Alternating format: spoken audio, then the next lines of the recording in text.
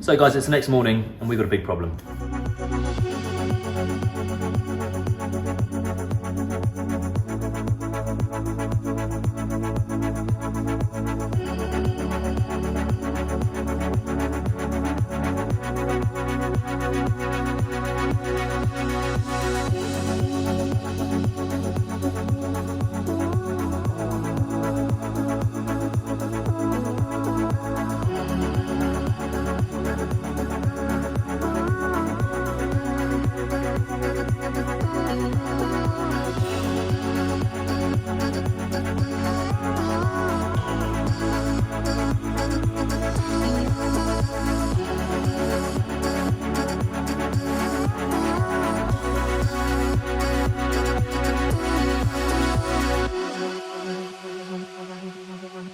Hey guys, welcome back to the channel and thank you for joining us again on our Defender BMW engine swap build. In the last episode you saw us reinstall the engine and the original gearbox, and then we serviced the BMW engine.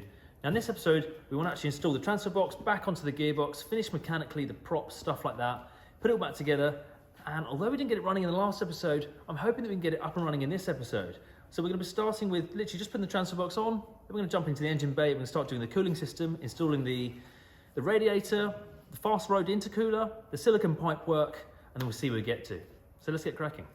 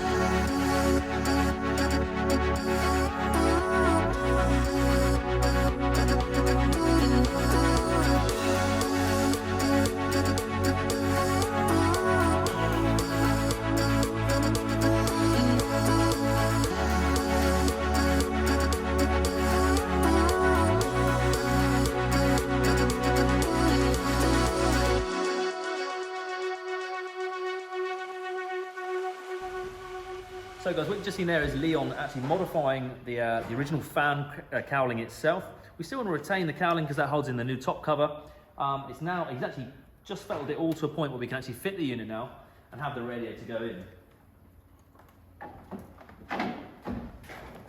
So guys, this is the radiator in its final position. You can just sort of see over here, we're using the original BMW viscous fan, and it sits really neatly in this engine bay, and we should be able to have this top cover. We've just got these loosely mounted how the BMW is sitting, and we just want to modify this top cover. So the cooling system, essentially, you can see the pipe works are already on. They sort of slip in quite nicely. And we've got the original one over here, which feeds up to the Land Rover bottle. Next thing, what I'm going to be doing is the wiring for the fuel pump. So I've got to make a relay harness just so that I can actually get fuel, just so I can get the fuel pump working, and it's ECU controlled. So I'm just going to make up a quick harness for that using a relay, a standard 4-pin relay, and we should actually be able to turn the key after this, so I'm going to get cracking with that.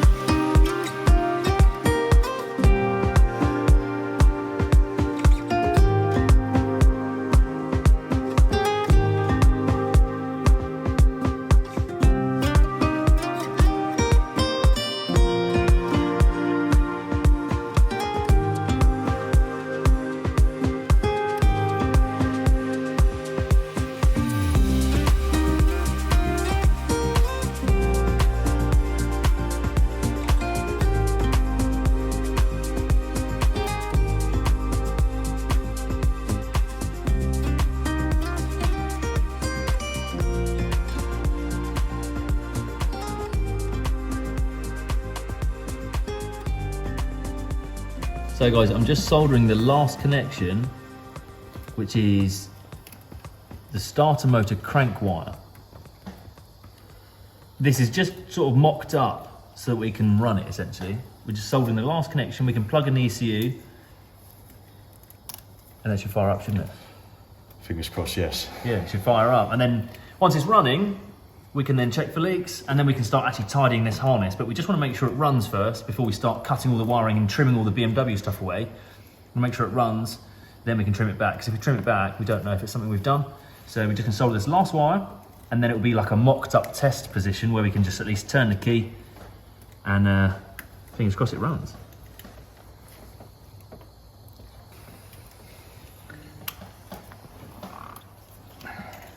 So that is the last connection. What we've done is we ran the live for the fuel pump inside a bit of airline, just to, essentially like conduit. I don't want an open live going all the way down there, so we've wrapped it in a nice plastic sheath just so it can't get damaged, and it's also red to show that it's live, which is cool.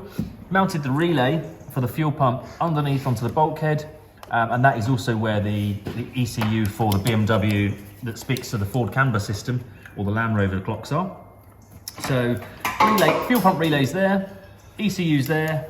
We'll have the actual Land Rover, sorry, the BMW ECU mounted in the Land Rover position here.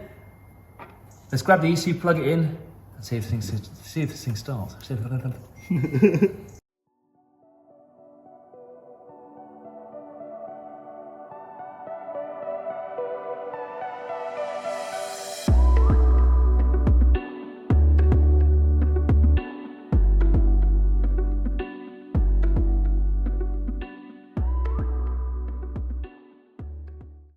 So guys, Leon's installed the fast road intercooler. Everything is pretty much ready to go. Leon's just tightening up a connection. I'm about to mount the ECU, and then we should be able to, I need to check the oil.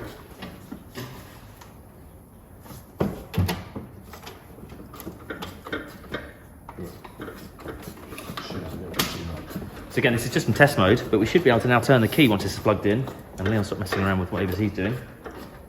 And fingers crossed it runs.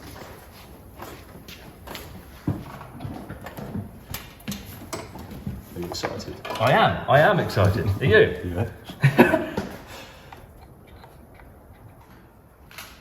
That's a good sign. Are we ready?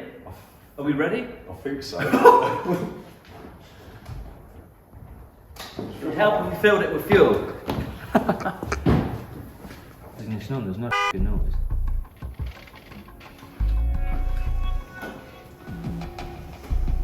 That's ignition up. Temperature's in red. Fuel's on 0. Engine light's flashing. No, they were ECU. They've been loaded up now. So right, building more. That is more. That is definitely back on the relay. Open again. So we filled it with fuel, put the ignition on, but it's still got a flashing engine light and we cannot hear the fuel pump. So we're just diagnosing, it sounds like the ECU is not awake, i.e. it's not getting power. So we're just double checking that everything's okay, the grounds, the power to the ECU, before we actually go ahead and try and crank it, because it's just not going to start if the ECU is not awake. So we're just doing a little bit of diagnostics, and hopefully we'll have this started in the next half hour. That should stick the, that's... Is that the only 12 volt feed? Yeah, that 12 volt comes up to here, which runs through fuses and then back out.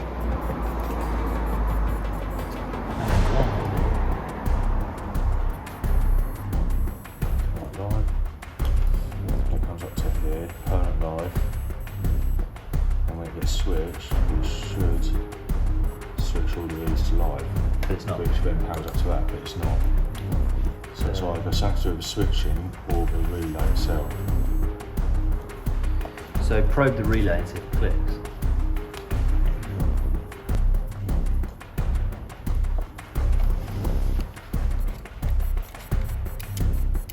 So relay works. So where's it supposed to be? So it should be earth, yeah? No, 30 is the main battery in. Main battery in. Fused in. That one.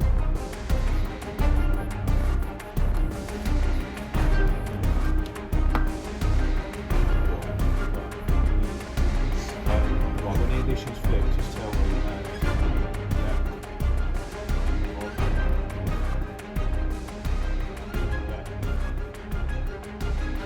Guys, really quite frustrating. We've made great progress today to the point where we're ready to start. We've spent 40 minutes diagnosing it, and we're satisfied that the power in to the engine harness is good. We're happy that the ground to the engine harness is good, and that's powering both ECUs. Slightly concerned that we've got a faulty ECU here. It's getting late, it's dark, we simply run out of time. So maybe a good night's rest, maybe think of something. Hoping tomorrow. I really hope we haven't got a faulty ECU. That would be very frustrating.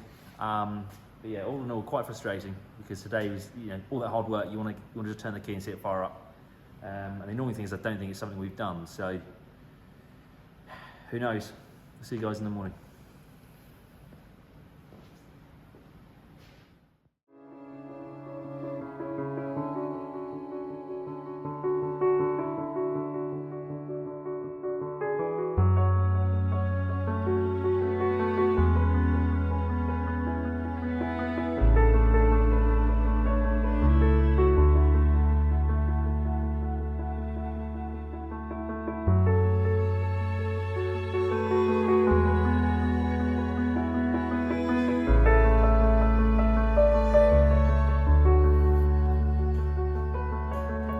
So guys, it's the next morning, and thinking about this all last night. We were looking at DD4 controllers and stuff like this.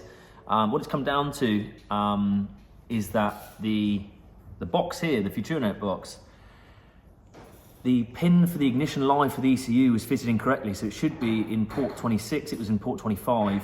We're just running a new ignition live because that wire's dead for some reason, and we're plugging in this box to update it because it doesn't have ABS, and this vehicle does. So I have no idea what I'm doing. And we're about to find out. I mean, you don't know stuff unless you try and learn, but we're going to enable ABS, run an ignition live to wake up the BMW ECU, and then it should spring into life. So, determined to make this thing start this morning.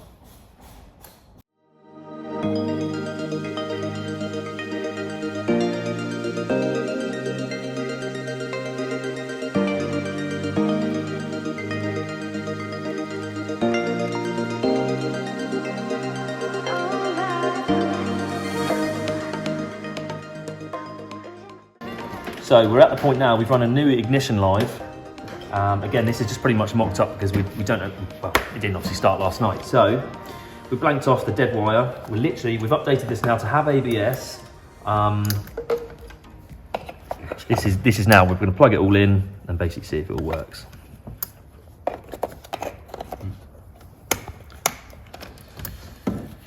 Right. Do you want to stay here? Yep. And I'll flick the key.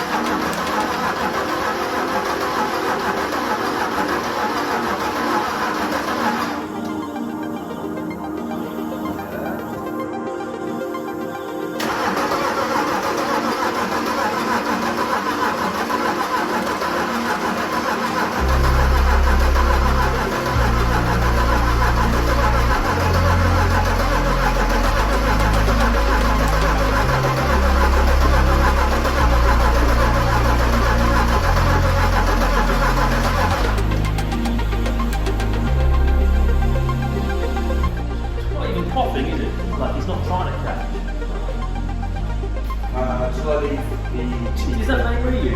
Main relay, Yeah, it is. Nothing serious. Never is.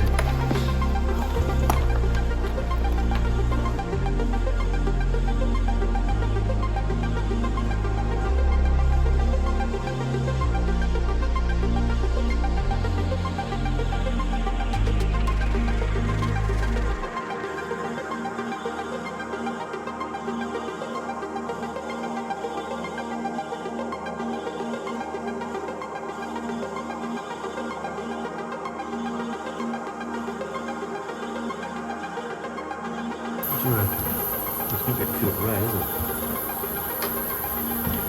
Crank it. Or should you just put live?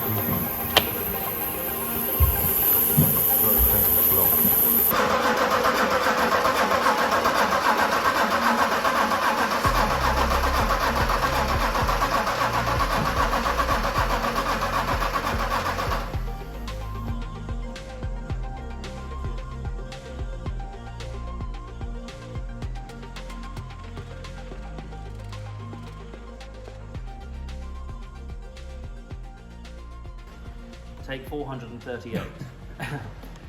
Okay, so basically it's come down to Martin, if you tune it, has been really good, but there was a problem with this box. I won't go into detail. We had to unplug and swap a few wires. This is now wired correctly, so the dashboard controller can speak to the BMW ECU. We were not getting fuel at the rail. We were getting fuel from the pump that we installed up to the rail, and then I assume up to the pump, and up then to the pump, not to the high pressure to the rail. And then I assume that the ECU, the fault for that, or whatever, was telling it not to start. So we're certain that's correct. We confirmed it. That's correct. Start it. Go, start it. Do you want me to start it? You start it. Go. Cool. I'll give it a go next time. Yeah, you go. Maybe it's me. Magic touch. Survey says.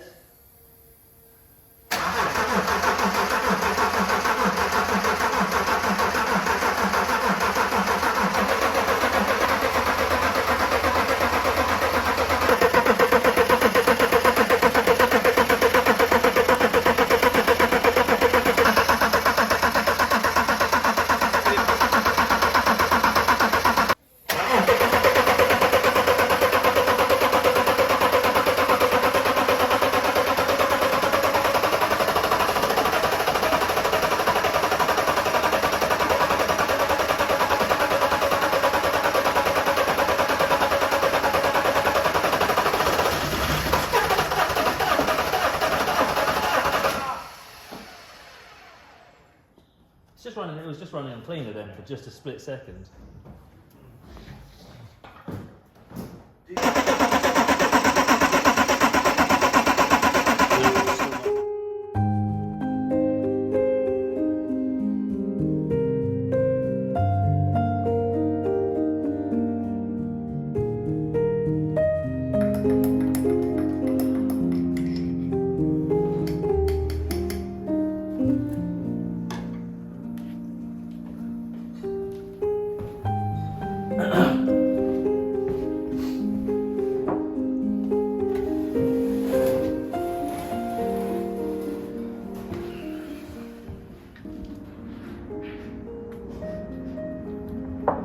So guys, it's the next morning and we've got a big problem.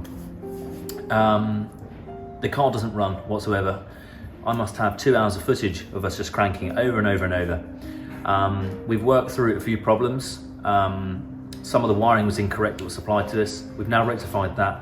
And all the dashboard controller is doing is basically telling us that the coolant temperature, engine oil pressure, stuff like that, revs. We're happy that with the ignition on, the glow plug light comes on, it goes out. The coolant temperature is correct, the engine light is no longer flashing, and it actually attempts to crank. So we're happy that the Futurina ECU is now speaking to the BMW ECU. When the ignition's on, you can hear our fuel pump priming, so we know our wiring is correct. And the engine's actually physically cranking, which is a great sign. When it was previously cranking, the engine light was flashing, which was basically, it was telling the high pressure pump. We assume, we don't quite know, there was a mix up between a signal of some sort. That wiring has now been rectified completely, and we've double checked that with the manufacturers, and they said that's all good. So we're happy that the ECU and the computer side of things is all working correctly. Now it comes down to the mechanical side.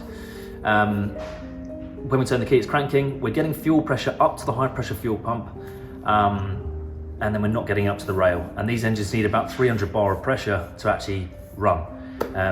The fuel pump that we've installed at the back is to deliver the fuel up to the high pressure fuel pump. That high pressure fuel pump is then powered by the cam chain itself. As we're cranking, that builds up the pressure, sends it up to the rail, and it fires up.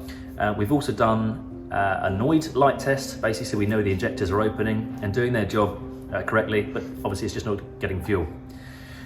A little squirt of brake cleaner. The engine attempts to fire up essentially, but obviously it's just running on brake cleaner, which is never good, and it doesn't run. Yeah, we believe at this point in time we've got a high pressure fuel pump which is faulty, which is very frustrating because it's not something we've done, and you know, in terms of you guys viewing it, it's a little bit it's frustrating because I think we've wasted around 2 days basically trying to actually diagnose what's going on, and there's been a number of errors here basically, and unfortunately, but also unfortunately, that isn't on our part. If we make the errors, it's easier for us to diagnose and rectify it because we know what's going on. We buy these kits in and stuff like that because that's I suppose that's their field sort of thing. It's neither here nor there. Parts have been ordered for this engine and we have got it resolved, but it's currently a Friday and they won't be here till the start of next week. To push this build on further, we've got no option but to install some of the other parts, and basically now we're happy that the engine and the wiring and stuff like that, everything is correct, or so we believe it to be at this point. We're going to basically tidy up the installation as if we're ready for this thing to be completely finished.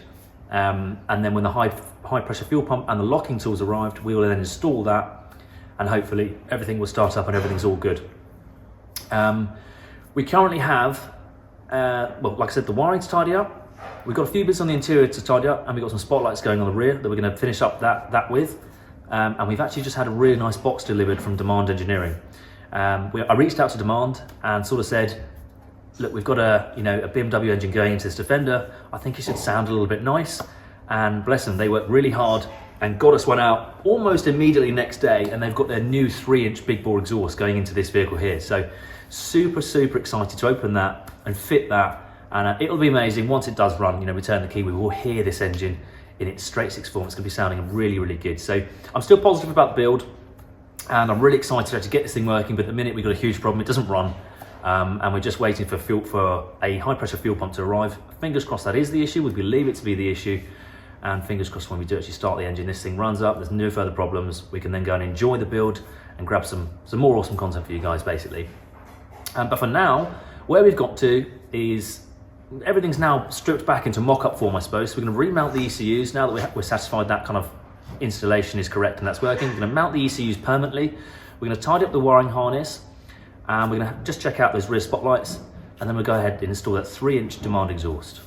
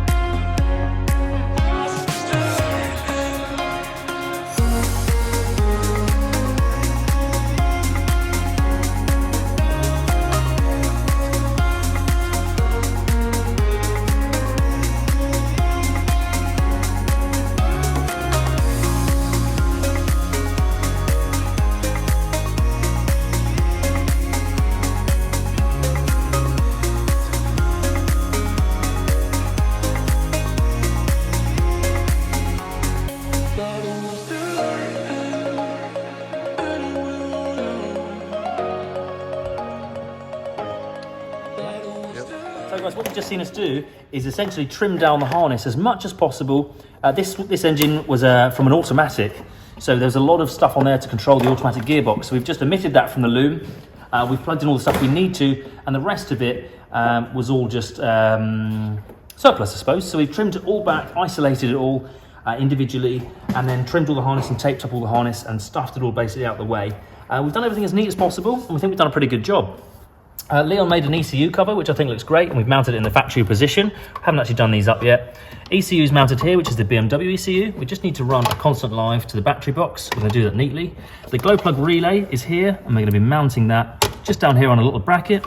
We've got the main harness relay and the main fuse box for all the BMW loom. Still need to tidy up some of this stuff, but I think it's looking pretty good for this loom, considering there was that spaghetti stuff all over it. But we're sort of done with that for now, and I think we should actually get on to something a little bit more exciting.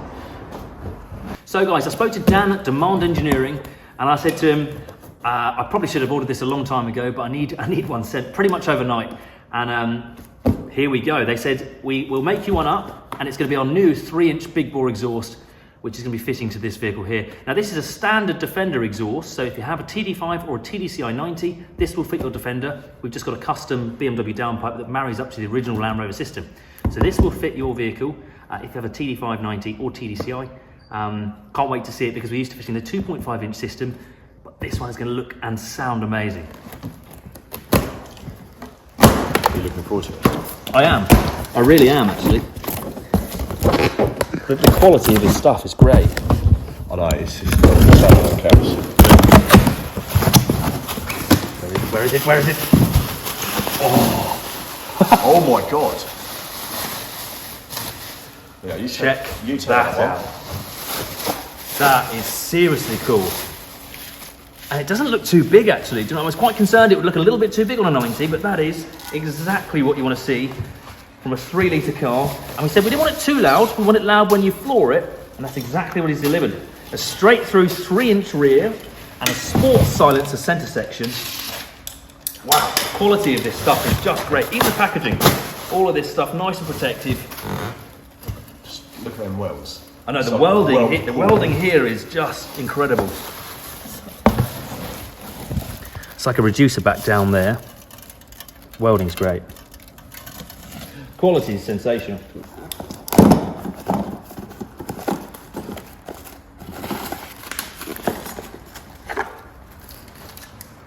Oh my god.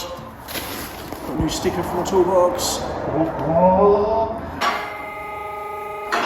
Yeah. That's going to look so good out the back. Yeah. I seriously want to know what it sounds like.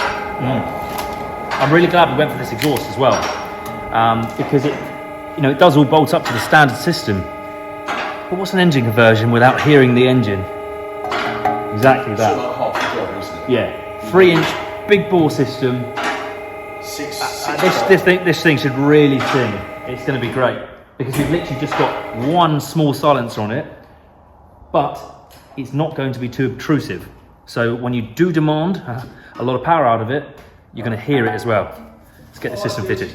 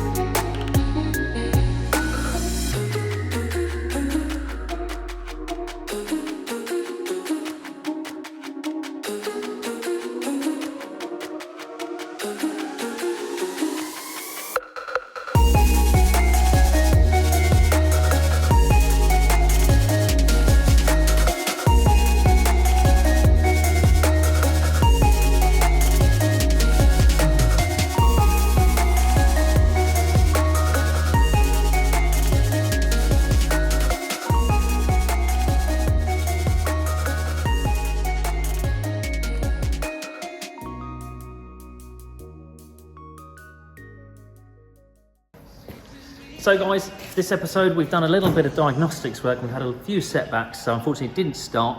However, I'm feeling good about it. We've got the necessary parts ordered and we've tied up the engine harness, so it's looking all good. The installation's almost complete. We've gone ahead and fitted the demand exhaust, which looks absolutely amazing. I cannot wait to hear it in the next episode when this thing finally starts up. Guys, do let me know what you think in the comment section below. Don't forget to subscribe to us, give us a follow on Instagram, which is @JuiceMotors, and we'll see you guys for the next interesting episode.